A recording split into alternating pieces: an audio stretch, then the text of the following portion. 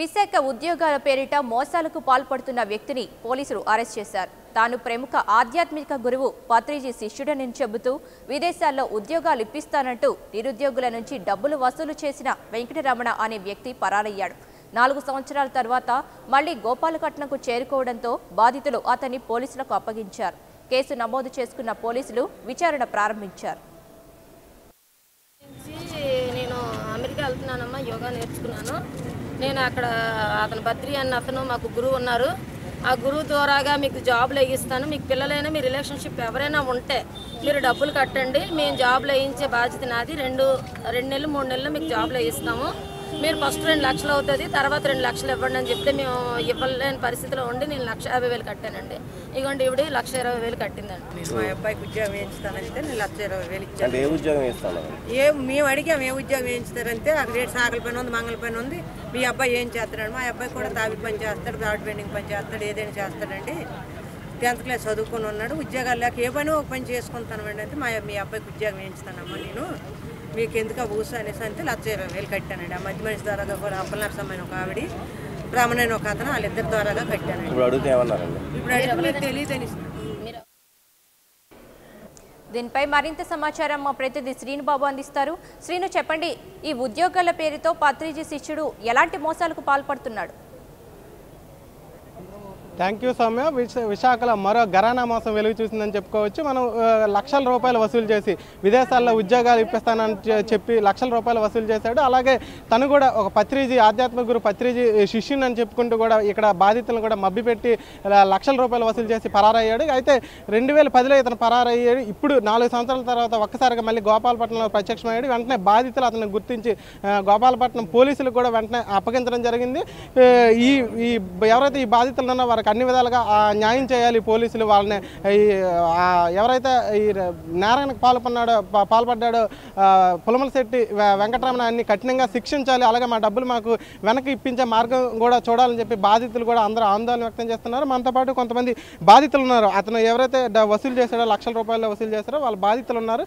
వారిని అడిగి తెలుసుకుంటారు. సార్, అమ్మ చెప్పండి, మీరు అతను ఎలా పరిచయం అయ్యాడు? ఎంత డబ్బులు ఇచ్చారు? మీరు అసలు దేనికోసం ఇచ్చారు? ఆయనకి గోపాలపట్నంలోనే ఫోటో స్టూడియో ఉండేదండి. అక్కడ యాపకొండ దీంట్లోనే ఫోటో స్టూడియో ఉంటే అక్కడ ఫోటో స్టూడియోలో పరిచయం అండి. అతను మాకు తెలుసుండి, అమ్మ నేను ఊరు వెళ్తున్నాను కదా, నాలాగే మీ పిల్లలు కానీ మీ వాళ్ళు ఎవరైనా ఉంటే అలాగే నేను చేయిస్తాను. అక్కడ బద్రి ఇతను ఉన్నారు, ఆయన పత్రిజీ ఉన్నారు, ఆయన ద్వారాగా నేనైతే ఉద్యోగాలు వేయిస్తానమ్మా. ముందు 4 లక్షలు అవుతాయి, ముందు మీరు 2 లక్షలు కట్టాలని చెప్తే నేనైతే 2 లక్షలు కట్టలేదండి. 1,50,000 రూపాయలు ఇచ్చి ఓ 3 నెలల్లో ఏదో కబురు చెప్తానన్నారు కదా అని చెప్పి మనం ఎవరి ద్వారాగా ఇచ్చామో ఆయనకి, ఆయన దగ్గరికి వెళ్ళి అడుగుతుంటే అదేంటమ్మా అతను వెళ్ళిపోయాడు, వస్తాడులే అని చెప్పేసి ఇప్పుడు 5 సంవత్సరాలు అయిపోయిందండి.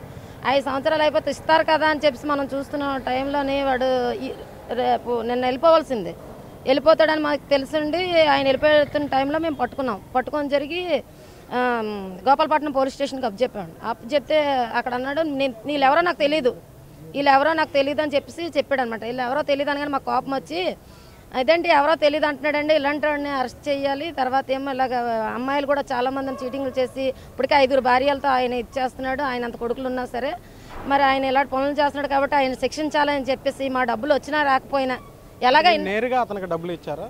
నేను నేరుగా ఇచ్చామండి. మేము ఎంత ఇచ్చారండి? నేను 1,50,000 ఇచ్చానండి. అమ్మ మీరు చెప్పండి, మీరు అతనికి ఎంత ఇచ్చారు? అతను ఏం ఉద్యోగం ఇస్తానన్నారు? మా ఆయన కూలి పని చేసుకుంటాడేంటి, కూలి పని చేసుకుంటే మీ ఆయన ఏం పని చేస్తున్నాను, కూలి పని చేసుకుంటాడంటే మీకు మంచి జాబే ఇస్తాననేసి 50,000 కట్టామా అని అన్నారు. ముందు అన్నాడు 2 లక్షలు కట్టాను, మేము అంత డబ్బు కట్టుకోలేము, లేని వాళ్ళు ఏంటి అంటే ఇప్పుడు 50,000 కట్టమ్మా అని అన్నాడు. సరేలేండి 50,000 ఇచ్చాను, 2 సంవత్సరాలు పోయాక ఇచ్చాను.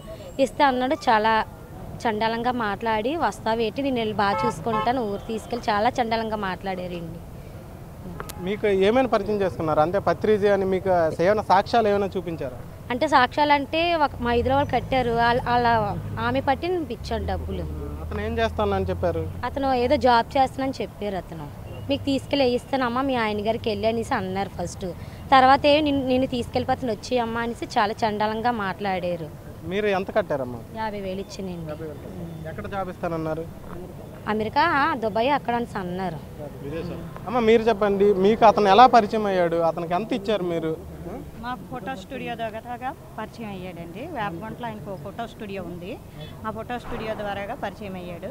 పరిచయం అయితే మా వాళ్ళ పిల్లలకేమో ఉద్యోగాలు లేవనేసి చెప్పేసి అంటూ ఉంటే నేనేం చేశానంటే నేను మధ్యలో ఉండి నేనే డబ్బులు ఇప్పించాను. నేను డబ్బులు ఇప్పించడంతో ఆడు నన్ను కూడా నువ్వెవరో నాకు తెలియదు అన్నాడు. వీళ్ళందరినీ తీసుకుని వెళ్ళి నేనే డబ్బులు ఇప్పించి కట్టించాను. కట్టించినప్పుడు నువ్వు కూడా నాకు ఎవరో తెలియదు, నీకు నాకు అసలు సంబంధం ఏంటి, నువ్వు ఎందుకు వచ్చావని అడిగాడు.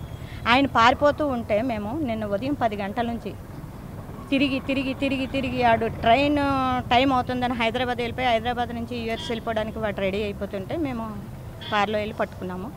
ఈ ఆర్థిక నేరాలు అయితే డబ్బులే కాకుండా అతనికి కూడా వివాహేతర సంబంధాలు కూడా ఉన్నాయి. దాదాపు 5 పెళ్లిళ్ళు ఉన్నాయని ఆరోపిస్తున్నారు. అది మీకు ఉన్నాయి. మొదటి భార్యకి విడాకులు ఇచ్చేసాను అన్నాడు. రెండో భార్య ఇప్పుడు అందులోనేమో అరుణ అని డాక్టర్ భార్య అని పద్మ అని డాక్టర్ భార్య పద్మ అని ఆ అమ్మాయిని ఇచ్చేసి యుఎస్ తీసుకెళ్ళి ఆ అమ్మాయితో అక్కడ ఆవిడే నా భార్య అని అక్కడ కాపురం పెట్టాడు. అలాగే 4-5 వివాహిత సంబంధాలు ఉన్నాయి. ఆయనకి సంబంధాలు ఉన్నాయి. ఆయనేమో అమ్మాయిలు కూడా తీసుకెళ్ళి ఎక్కడెక్కడో యోగా పేరు చెప్పి ఇచ్చేస్తున్నాడు. ఆయన చాలా మిస్గైడ్ చేసి అమ్మాయిల నాల్ని తార్చడం చేయడం చేస్తున్నాడు. ఆయన పబ్లిక్గా ఇవి జరుగుతున్నాయి. ఇంకా మా దగ్గర కావాలంటే ఇంకా ప్రూఫ్స్ ఉన్నాయి. ఇవే కాదు ప్రూఫ్స్, ఇంకా మా దగ్గర బాగా ప్రూఫ్స్ ఉన్నాయి.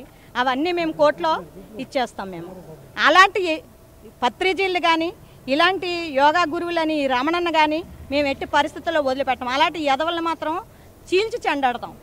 ఏది ఏమైనప్పటికీ మన ఎవరైతే వెంకటరమణ ఉన్నాడో ఓన్లీ కేవలం ఈ ఆర్థిక మోసమే కాకుండా పలు కోణాలు కూడా ఇందులో వెలుగు చూసినట్టు మనకు కనిపిస్తుంది. ఈ ఫోటోల్లో చూసినట్టయితే విదేశీ యువతులతో కూడా ఇతను వివాహేతర సంబంధాలు ఉన్నట్టు కనిపిస్తుంది. అలాగే ఇక్కడ కూడా విశాఖలో చూసుకున్నట్టయితే దాదాపు 5 పెళ్లిళ్ళు చేసుకున్నట్టు బాధితులు కూడా ఆరోపించడం జరుగుతుంది.